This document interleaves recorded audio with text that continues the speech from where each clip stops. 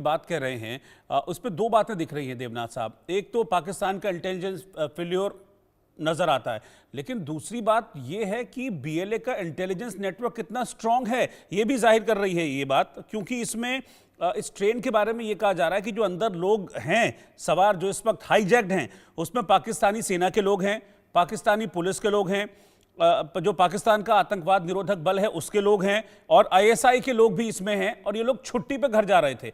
यानी कि इसका पूरा इनपुट बीएलए के पास रहा, तो उनका नेटवर्क कितना स्ट्रांग, और पाकिस्तानी सेना का जीरो। जी हाँ, बहुत ही आश्चर्यजनक खबरें आ रही हैं पाकिस्तान से। एक चीज तो है, हम में से जो भी सिक्योरिटी तंत्र में काम कर चुके हैं, हम सबको मालूम है कि कोई भी गुरिल्ला मूवमेंट होती है या आतंकवादी मूवमेंट होती है, तो एक जमीनी सपोर्ट तो होती है। जैसे कि भारत में भी हम तो इस तरह की दिक्कतें हमारे सुरक्षा तंत्र को नॉर्थ ईस्ट में फेस करना पड़ा, या छत्तीसगढ़ में बस्तर में नक्सलाइट मूवमेंट चली है।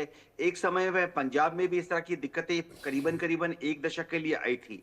होता यह है कि लोकल इंटेलिजेंस जो है वो लोकल पॉपुलेशन ही जो है वो आतंकवादियों को आसानी से मुहैया करा देती है, क्योंकि लोकल पॉपुलेशन को लगता है कि ये जो दहशतगर्द हैं ये उनके अपने आदमी हैं, और लोकल पॉपुलेशन को ये भी लगता है कि दहशतगर्द जो हैं, जिसको हम दहशतगर्द समझ रहे हैं, समझिए लोकल पॉपुलेशन के लिए यह उनके आजादी के दीवाने हैं, जो कि उनको पाकिस्तान की जो सरकार है उससे आजादी दिलाने के लिए लड़ रहे हैं। तो रोहित, बात ये है कि अगर इस तरह से ट्रेन मूवमेंट हो रही थी, तो उसके स्टार्टिंग स्टेशन पर या बीच बीच में जहां भी वो हॉल्ट कर रही होती है, ट्रेन की सैनिटाइजेशन होनी चाहिए थी, हर यात्री को चेक किया जा रहा था। रूट के दोनों तरफ, इस तरफ आधा किलोमीटर, उस तरफ आधा किलोमीटर तक नजर रखी जानी चाहिए थी।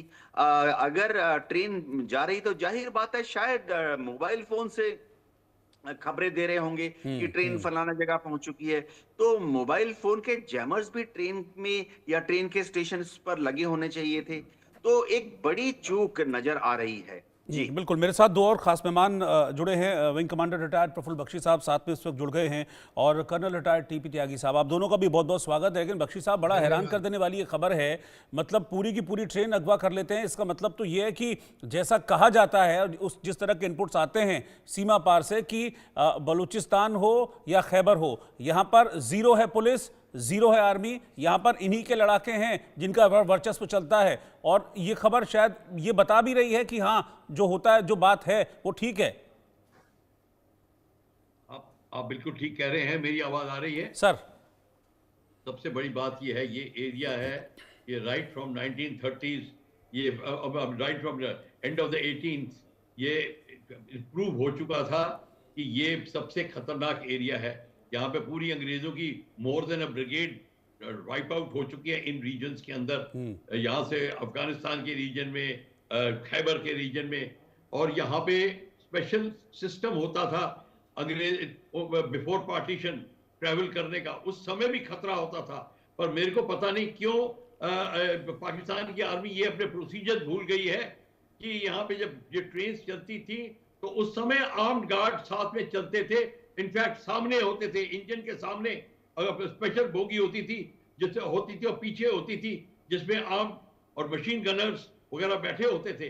पर अब ये शायद सिस्टम चला गया है, और इतने फौजी यात्री ट्रेवल कर रहे थे पाकिस्तान के, उन सबको जोखिम में उठाना पड़ा। अब ये सारी बात है, इंटेलिजेंस फेलियर तो पक्का है, इसमें दो राय नहीं है, इसमें कहने की कोई बात ही नहीं, गुंजाइश ही नहीं है। पर क्वेश्चन ये है कि पाकिस्तान के पास में हल क्या है। पाकिस्तान के हाथ से ये एरिया उनके टोटली आउट ऑफ कंट्रोल हो गया है। बीएलए डायरेक्टली पाकिस्तान की आर्मी को चैलेंज कर रही है, और इस समय चाइना की आर्मी, चाइना के जो लोग यहाँ पे हैं जिन्होंने अपना प्रोजेक्ट बनाया हुआ है, वो ग्रसित है इनसे। यहां तक कि चाइनीज ने अपना कॉन्फिडेंस चला गया है पाकिस्तान की तरफ से। अब वो उनको फेस नहीं कर सकते, वो कहते हैं आप छोड़ दीजिए, you can not help us. तो ये अब ये सारी की चीज, जब बीएलए की पोजीशन स्ट्रांग हो गई है, वो ये दर्शाती है कि ये एक ट्रेन के हाईजैक पे नहीं रुकेगी, या आगे भी चलेगी। अब हम इसको प्रोसीजर्स को बोलने में कि यहाँ चूक हो गई, वहां चूक हो गई, या आप मान के चलिए कि चूक हो गई है। पाकिस्तान का जो नॉर्मल सोल्जर है वो इस एरिया में जाने की जब जा से कतराता है, वो जाना नहीं चाहता। कईयों की रिश्तेदारी यहाँ पे है, वो नहीं खून खराबा करना चाहते, कई वैसे ही नहीं जाना चाहते। और पंजाबी डोमिनेटेड आर्मी जो है उसको यहाँ पे बहुत ही खतरा है यहाँ पे, क्योंकि बलोच ने ये डिसाइड कर लिया है कि जो पंजाबी तबके के लोग हैं जिन्होंने उनको एक्सप्लॉइट किया है, वो अब उनको यहाँ पे आने नहीं देंगे। तो ये दूसरी बात है। तो इसके पॉलिटिकल इंप्लीकेशन बहुत सारे हैं। हाँ, अब पाकिस्तान की आर्मी अपने को और ज्यादा ताकतवर बनाए और यहाँ पे यूज ऑफ फोर्स करे, चाहे एरियल बॉम्बिंग करे। अब नौबत ये आ गई है कि इस एरिया में उनको एरियल बॉम्बिंग करनी पड़ेगी। वैसे पाकिस्तान के F-16 एरियल अटैक्स करते रहे हैं, तो ये भी नई बात नहीं होगी। तो आप इस बात को मान के चलिए, ये एरिया उनके आउट ऑफ कंट्रोल है। चाइनीज इनसे भी खफा हो रहे हैं और इस समय ये इनको किस तरीके से निकाला जाए, अनटिल एंड अनलेस ये रिलीजियस लीडर्स को लाके नेगोशिएट नहीं करते।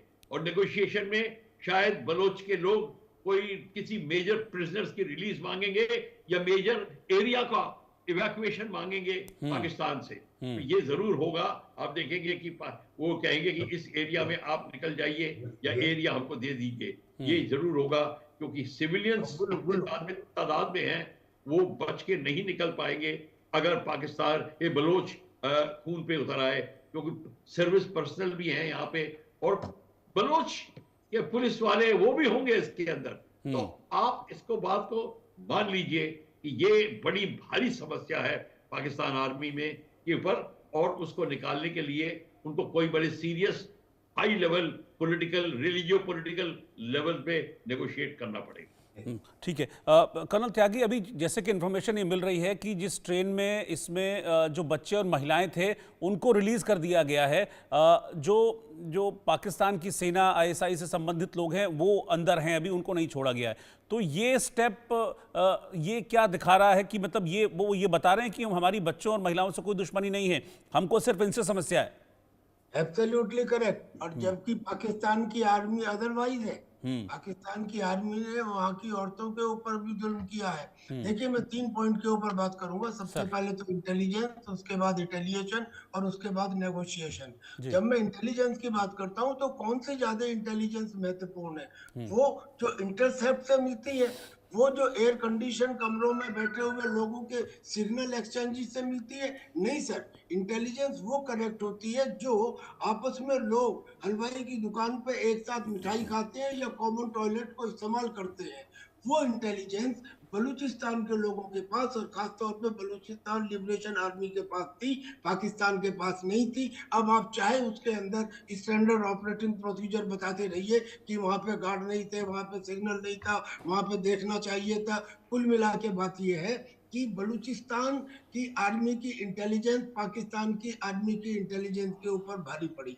अब मैं रिटेलिएशन की बात करता हूँ। जब आदमी की कमर और जमीन के दीवार के बीच में स्पेस खत्म हो जाती है, तब वो क्या करता है? तब वो रिटेलिएट करता है। अब बलूचिस्तान के अंदर हजारों ऐसे लोग हैं जो गुम कर दिए गए हैं, यानी कि ये नहीं पता कि वो आज जिंदा है या मरे हैं। ये पाकिस्तान की आर्मी ने किया है। अब उनकी जो बीवियां हैं वो कहती हैं हमें यही नहीं पता कि हम सुहागन हैं या हम विधवा हैं।